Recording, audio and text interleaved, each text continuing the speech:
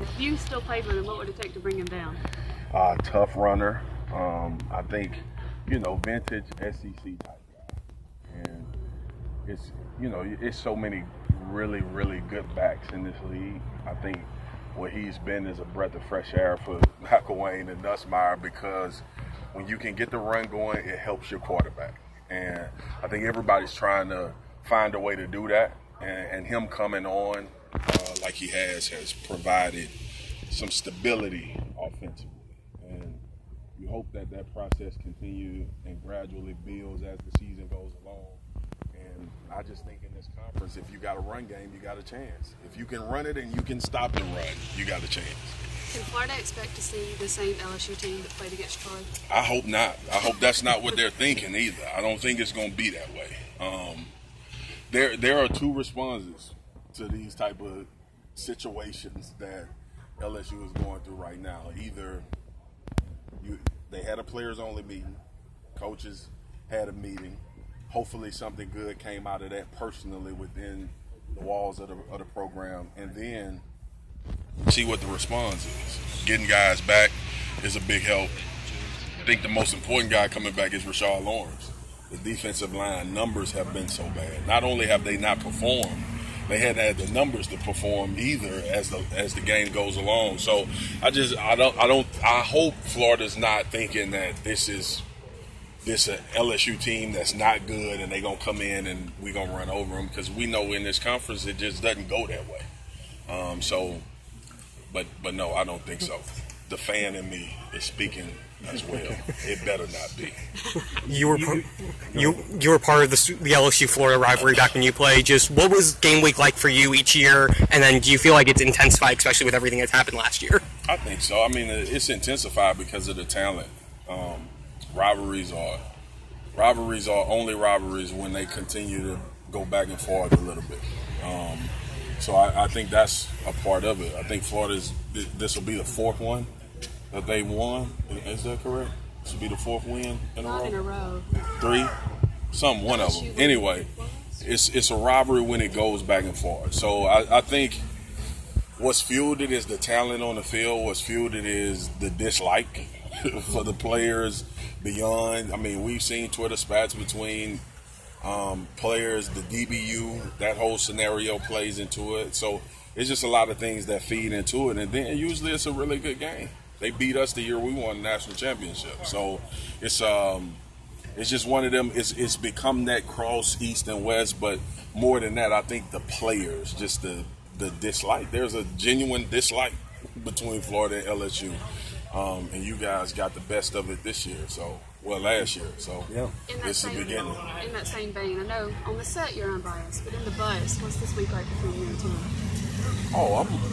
You know me. I do, but I want to hear you say it. You know I make no bones about it. As soon as I'm done with any TV obligations, it's all LSU. Even when I have to harshly criticize them. So between me and Tim, we throw out little hits out there. I think he went 3-1 against LSU, and I went 3-1 against Florida when I was at school. So it's just one of them deals where you just, it's a little beef right now. We're gonna try to eliminate it on tomorrow morning, but I'm sure some of it gonna come out. What's the key thing you're gonna be watching in this game tomorrow? I think the line of scrimmage. I think for me, that's going to determine the game. I don't think any one of these quarterbacks are ready to light up the scoreboard right now. So I think the team that's physical at the point of attack, whoever can get their ground game going early is going to help whoever's playing quarterback.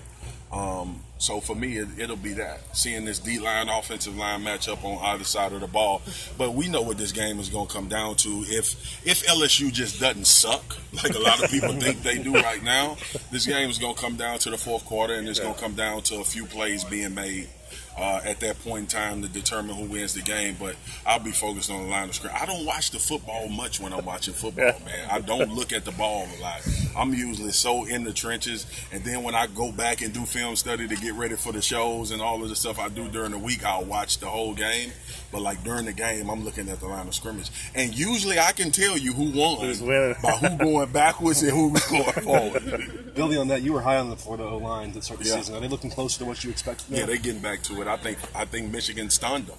I mean, I think early on they stunned them, and it looked bad from a physical standpoint. But you know, it's the first week thing is a big deal, man. I mean, we talk about how good these teams are going to be. We talk about how good players are going to be. You don't know until the live stuff starts happening. And I think that after that game, it was like, oh, the strength of the team looks like the weakness of the team. But you know, I give Michigan a lot of credit. They got legitimately 4 first-round draft picks up front that's going to have a chance to play a long time on Sunday. So I think the continuity, getting back to what you want to do, I think Mac focusing on running the football more helps those guys out a lot. And then just reps, just gain reps, sure. Like being out there and playing and adjusting to everything that people are going to try to do to him. And then what are your thoughts on Frank so far, your impressions of what you've seen?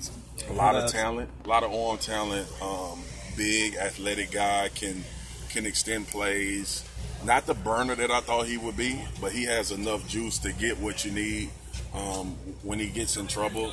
But he's like any other freshman. His head is spinning.